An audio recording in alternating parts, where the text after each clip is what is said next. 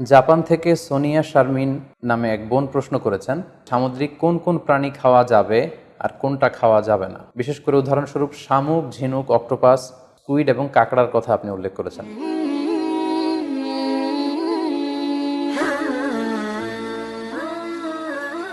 আসসালামু আলাইকুম ওয়া রাহমাতুল্লাহি ওয়া বারাকাতুহু। নাহমাদুহু ওয়া নুসাল্লি আলা রাসূলিহিল কারীম। আম্মা বা'দু ফাআউযু বিল্লাহি মিনাশ শাইতানির রাজীম। বিসমিল্লাহির রহমানির রহিম। জাপান থেকে সোনিয়া শারমিন নামে এক বোন প্রশ্ন করেছেন, আমি জাপানে থাকি। এটা একটা অমুসলিম দেশ যেখানে খাবারে শূকরের ব্যবহার অনেক বেশি। সি ফুডেও এরা শূকর ব্যবহার করে। প্রতিটা খাবারের উপাদান পড়ে পড়ে কিনতে হয়। দেশটা দ্বীপ দেশ বলে সামুদ্রিক অনেক প্রাণী খাবারে ব্যবহার করা হয়। আপনাকে অনুরোধ করছি যাতে যদি আপনি আমাদেরকে জানাতেন যে সামুদ্রিক কোন কোন প্রাণী খাওয়া যাবে আর কোনটা খাওয়া যাবে না, বললে খুবই উপকার হতো। উদাহরণস্বরূপ শামুক, ঝিনুক, অক্টোপাস, স্কুইড, কাঁকড়া এগুলো এখানকার অনেক হালাল নুডলসেও দেয়া থাকে। বাংলাদেশি হওয়ায় এগুলো তেমন একটা খাওয়া হয়নি। এগুলো কি হালাল? প্রিয় বোন, আপনাকে ধন্যবাদ। আপনি সি ফুড খাওয়া, সি ফুডের কিছু আইটেমের কথা উল্লেখ করেছেন। এগুলো খাওয়া হালাল কিনা এ ব্যাপারে আপনি জানতে চেয়েছেন। স্পেসিফিকলি সামুদ্রিক কোন কোন প্রাণী খাওয়া যাবে আর কোন কোন প্রাণী খাওয়া যাবে না, এটি ছিল আপনার প্রশ্ন। বিশেষ করে উদাহরণস্বরূপ শামুক, ঝিনুক, অক্টোপাস, স্কুইড এবং কাঁকড়ার কথা আপনি উল্লেখ করেছেন। এই প্রশ্নের উত্তরে আমরা বলবো যে আল্লাহ তাআলা আমাদের জন্য, বিশ্বাসীদের জন্য যেটা তৈয়িবাত অর্থাৎ পবিত্র খাবার রয়েছে, এগুলোকে খাওয়া আমাদের জন্য হালাল করেছেন। আর যত খাবাইস বা অপবিত্র নোংরা খাবার রয়েছে সেগুলো তিনি আমাদের জন্য হারাম করেছেন। সূরাতুল বাকারার 172 নম্বর আয়াতে আল্লাহ তাআলা ইরশাদ করছেন, ইয়া আইয়ুহাল্লাযীনা আমানু কুলু মিন তাইয়্যিবাতি মা রাযাকনাকুম ওয়াশকুরু লিল্লাহি ইন কুনতুম ইয়্যাহু তা'বুদুন। অর্থাৎ ওহে বিশ্বাসীরা, আমি তোমাদেরকে পবিত্র জিনিস থেকে যেটা রিজিক হিসেবে দান করেছি তোমরা সেটা খাও, অপবিত্র কোনো কিছু তোমরা খেও না। পাশাপাশি সূরাতুল আরাফের 157 নম্বর আয়াতে আল্লাহ তাআলা ইরশাদ করছেন, ওয়া ইউহিল্লু লাহুমুত তাইয়্যিবাতি ওয়া ইউহাররিমু আলাইহিমুল খাবাইস। অর্থাৎ তিনি তোমাদের জন্য তৈয়িবাত বা পবিত্র খাবারগুলোকে তিনি হালাল করেছেন, আর অপবিত্র যত খাবার আছে এগুলো তিনি তোমাদের জন্য হারাম করেছেন।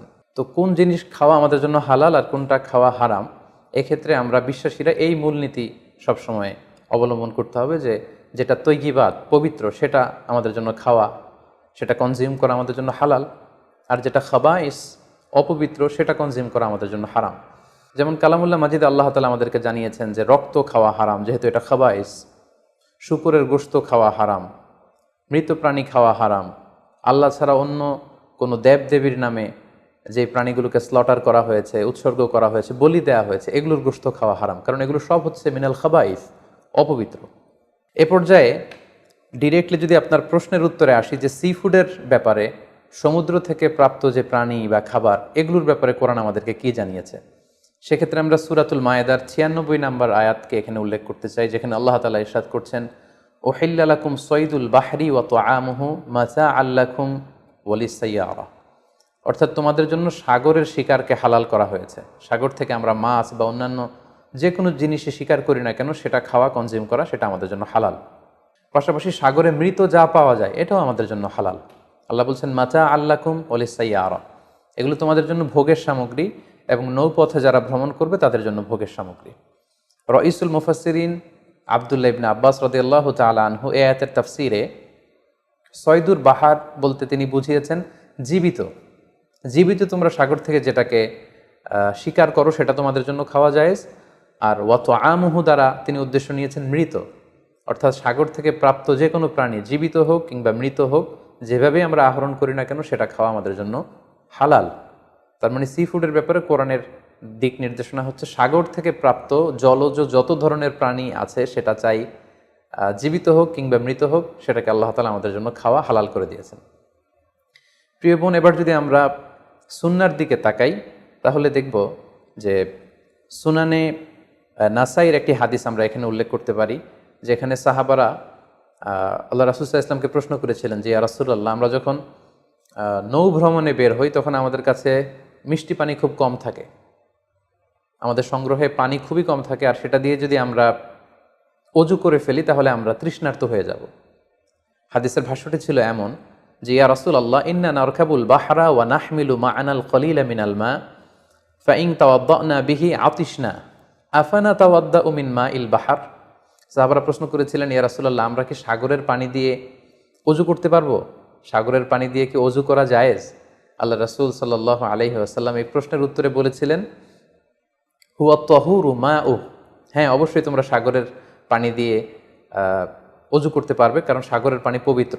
যদিও আমরা জানি যে সাগরের পানি লবণাক্ত, কিন্তু সাগরের পানি পবিত্র, তোমরা সাগরের পানি দিয়ে অজু করতে পারবে। প্রশ্নের উত্তর এতটুকু দিয়ে তিনি ক্ষান্ত হননি, তিনি এক্সট্রা আরও একটা স্টেটমেন্ট তিনি দিয়েছেন, সেটা হচ্ছে আল হিল্লু মাইতাতুহু। আল হিল্লু মাইতাতুহু মানে হচ্ছে সাগরের মৃত প্রাণী খাওয়াও তোমাদের জন্য হালাল। অর্থাৎ সাগরের পানি পবিত্র আর সাগরের মৃত প্রাণী এগুলো তোমাদের জন্য খাওয়া হালাল। সম্মানিত সুধী, কোরআনের এই আয়াতটি এবং সুনানে নাসাইর এই হাদিসের বর্ণনা থেকে, আল্লাহ রাসূল সাল্লাল্লাহু আলাইহি ওয়াসাল্লামের উত্তর থেকে আমরা বুঝতে পারলাম সাগর থেকে পাওয়া যত ধরনের সি ফুডের আইটেম হতে পারে, যত ধরনের খাবার হতে পারে, সেটা চাই জীবিত হোক কিংবা মৃত হোক, সেগুলো আল্লাহ তাআলা আমাদের জন্য কনজিউম করা, সেগুলো খাওয়া, সেগুলো আহরণ করা, সেগুলো শিকার করা আল্লাহ তাআলা আমাদের জন্য বৈধ করে দিয়েছেন। তবে কোনো স্কলার গুটি কয়েক প্রাণীর ব্যাপারে তারা দ্বিমত পোষণ করেছেন, কিন্তু আমরা যদি মেজরিটি স্কলারদের দিকে তাকাই তাহলে দেখব গোটা বিশ্বে যত স্কলার আছে মেজরিটি স্কলাররা ওনারা সি ফুডের সকল আইটেম খাওয়া হালাল, শিকার করা হালাল, খাওয়া হালাল বলে ওনারা মন্তব্য পেশ করেছেন। যারা এ ব্যাপারে কিছু কিছু প্রাণীর ব্যাপারে ভিন্ন মত পোষণ করেন তাদের কয়েকটি মতামত আমি আপনাদের সামনে তুলে ধরছি। যেমন কোনো স্কলাররা বলেছেন যে সাগরের প্রাণী খাওয়া তখন জায়েজ হবে যদি সেটা সবসময় সাগরে বসবাস করে, অর্থাৎ সেটা জলজ প্রাণী হতে হবে, কিছু সময় জলে থাকে আবার কিছু সময় স্থলে থাকে, এ জাতীয় প্রাণী খাওয়া যাবে না। যেমন ব্যাঙের কথা ওনারা উল্লেখ করেছেন, আল্লাহ রাসূল সাল্লাল্লাহু আলাইহি ওয়াসাল্লাম ব্যাঙ হত্যা করতে নিষেধ করেছেন, আর যে প্রাণী হত্যা করা নিষেধ সেটা খাওয়াও নিষেধ, সো ব্যাঙ খাওয়া যাবে না। এক্ষেত্রে ওনারা কুমিরের কথা উল্লেখ করেছেন, কারণ কুমির পানিতেও থাকে আবার ডাঙ্গাতেও থাকে, আর কুমির হচ্ছে খুবই ফ্যারোসাস, খুবই হিংস্র প্রকৃতির প্রাণী, সো এটার গোশত খেলে ওইটার একটা অ্যাটিটিউড মানুষের মধ্যেও চলে আসতে পারে।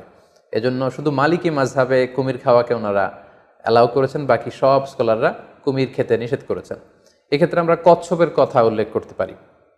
কচ্ছপ শুধু পানিতেই থাকে না, কচ্ছপ পানিতেও থাকে আবার কচ্ছপ স্থলেও থাকে, সো এক্ষেত্রেও স্কলাররা কচ্ছপের ব্যাপারে দ্বিমত পোষণ করেছেন।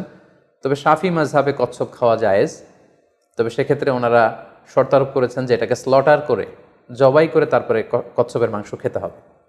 সাগরের প্রাণীর ক্ষেত্রে হানাফি মাযহাবের মূলনীতি হচ্ছে যে সাগর থেকে যেটা মাছ হিসেবে আহরণ করা হয় শুধু সেটা খাওয়া যাবে। আই রিপিট, আমি আবারও বলছি, হানাফি স্কুল অফ থটে ওনাদের মূলনীতি হচ্ছে যেটাকে আমরা মাছ বলি, সাগর থেকে প্রাপ্ত শুধু ওই প্রাণী যেটা মাছ সেটা খাওয়া যাবে।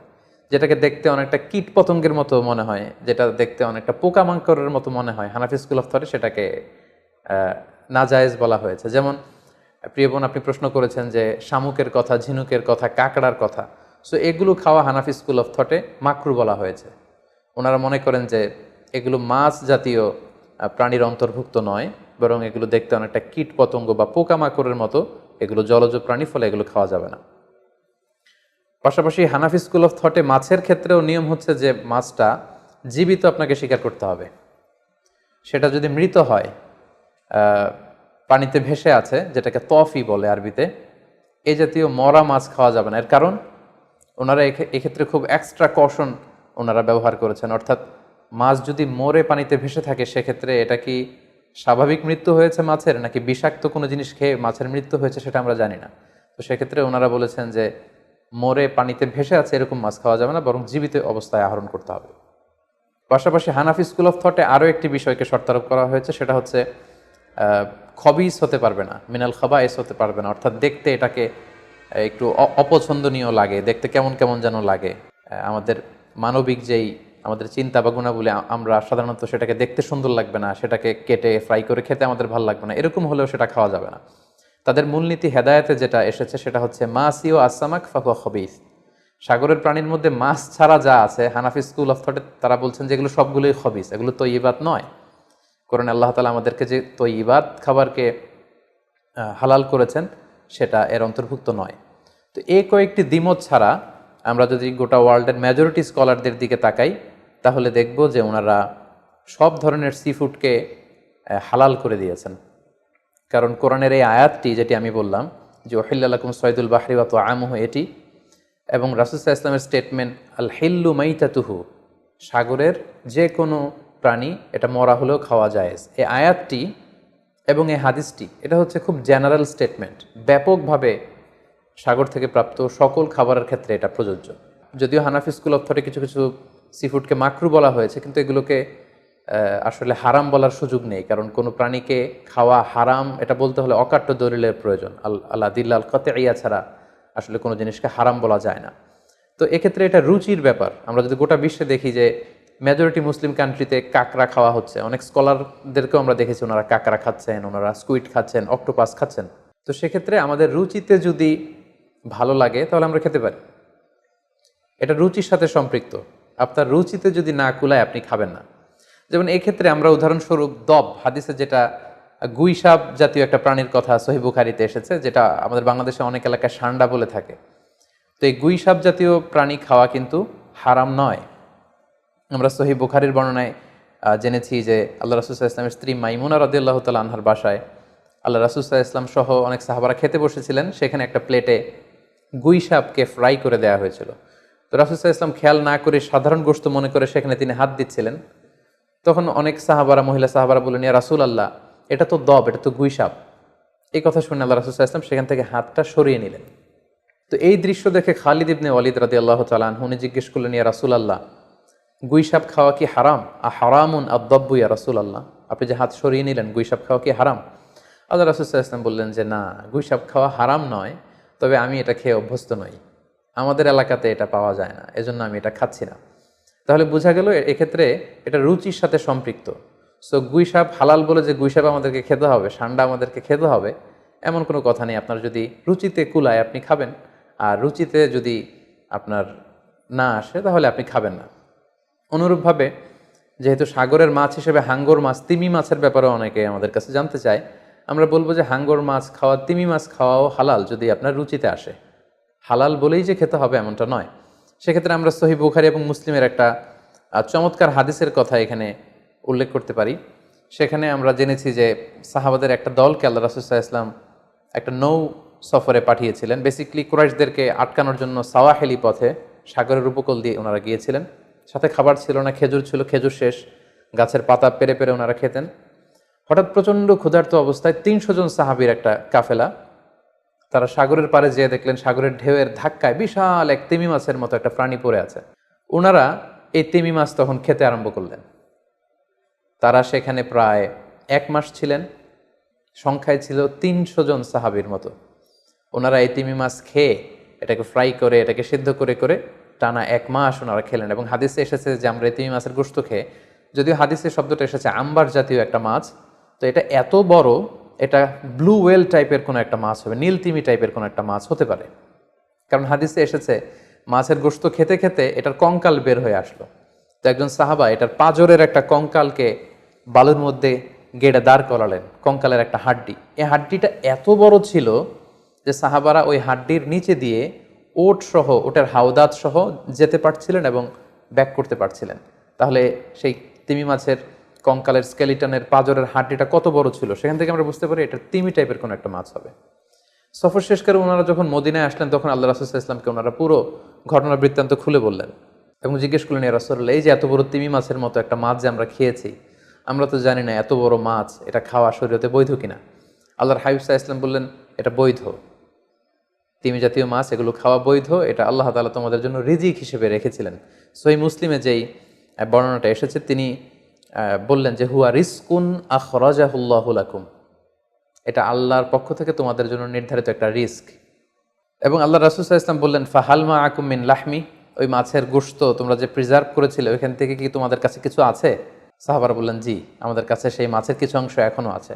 আল্লাহ রাসূল সাল্লাল্লাহু আলাইহি ওয়াসাল্লাম বললেন, তাহলে আমাকে কিছু দাও, ফাতুতঈমুন, আমাকে কিছু খাওয়াও। ক্বালা ফাআরসালনা ইলা রাসূলিল্লাহি সাল্লাল্লাহু আলাইহি ওয়াসাল্লাম মিনহু ফাআকালাহু, তারা তাদের বাড়ি থেকে সেই মাংসের কিছু অংশ এনে রাসূল সাল্লাল্লাহু আলাইহি ওয়াসাল্লামকে দিলেন, পাঠালেন, এবং সেই তিমি মাছের গোশত থেকে আল্লাহ রাসূল সাল্লাল্লাহু আলাইহি ওয়াসাল্লাম নিজে ভক্ষণ করলেন। সম্মানিত, শুধু এই লম্বা হাদিসটি থেকে আমরা জানতে পারলাম যে সাগরের এই হাঙ্গর মাছ, তিমি মাছ, যেগুলো অনেক বড় বড় মাছ, এগুলোও খাওয়া বৈধ, যেহেতু সাগরের সব প্রাণী খাওয়া আল্লাহ তাআলা আমাদের জন্য জায়েজ করেছেন। তাহলে আমরা এই সিদ্ধান্তে উপনীত হতে পারি যে সামুদ্রিক সব ধরনের প্রাণী খাওয়া বা সি ফুড খাওয়া জায়েজ, যদি এটা স্বাস্থ্যের জন্য ক্ষতিকর নয় বা এর মধ্যে বিষাক্ত কোনো জিনিস নেই, এটা যদি প্রমাণিত হয়, অর্থাৎ বিষাক্ত নয় এবং ক্ষতিকর বলে প্রমাণিত নয়, এটা যদি আমরা নিশ্চিত হতে পারি, তাহলে আপনার রুচিতে কুলালে আপনি যে কোনো ধরনের সি ফুড খেতে পারেন। তবে যেগুলো ক্ষতিকর, যেমন আমরা জেলিফিশের কথা জানি, স্টোন ফিশ, আমাদের বাংলাদেশে পিরানহা নামে এক মাছের কথা আমরা শুনেছি, যেটা খেলে মানুষের মৃত্যুর সম্ভাবনা আছে, এগুলো বিক্রি করা, এগুলো খাওয়া, কনজিউম করা, এগুলো সবগুলো হারাম। কারণ ক্ষতিকর কোনো জিনিস কোনো মুসলমান কনজিউম করতে পারে না। কারণ আল্লাহ তাআলা সূরাতুল বাকারার 195 নম্বর আয়াতে আমাদেরকে বলেছেন, ওয়ালা তুলকু বিআইদিকুম ইলা তাহলুকা, তোমরা নিজেরা নিজ হাতে নিজেদেরকে ধ্বংসের দিকে ঠেলে দিও না, যেটা তোমার ক্ষতি হতে পারে সে কাজ তুমি করতে পারো না। পাশাপাশি সূরাতুন নিসার 29 নম্বর আয়াতে আল্লাহ তাআলা বলছেন, ওয়ালা তাকতুলু আনফুসাকুম ইন্নাল্লাহা কানা বিকুম রহিমা, তোমরা নিজেরা নিজেদেরকে হত্যা করো না, কারণ আল্লাহ তাআলা তোমাদের উপর খুবই বেশি দয়া পরবশ, তিনি মেহেরবান। তাহলে এই আয়াতগুলোর আলোকে আমরা বুঝতে পারলাম যে বিষাক্ত এবং ক্ষতিকর বলে প্রমাণিত নয় এরকম যে কোনো ধরনের সি ফুড যদি আপনার রুচিতে আসে, আপনি খেতে পারবেন। ফলে শামুক, ঝিনুক, অক্টোপাস, স্কুইড, কাঁকড়া, যদিও হানাফি স্কুল অফ থটে এগুলোকে মাকরু বলা হয়েছে, কিন্তু এই ধরনের সি ফুডকে আসলে হারাম বলার কোনো সুযোগ নেই, এগুলো হালাল ইনশাআল্লাহ। আপনি চাইলে এগুলো কনজিউম করতে পারবেন, এগুলো খেতে পারবেন ইনশাআল্লাহ। আল্লাহ তাআলা আমাদের সবাইকে ইসলামকে সঠিকভাবে বুঝার, জানার এবং মানার তৌফিক দান করুক। আসসালামু আলাইকুম ওয়া রাহমাতুল্লাহি ওয়া বারাকাতুহু।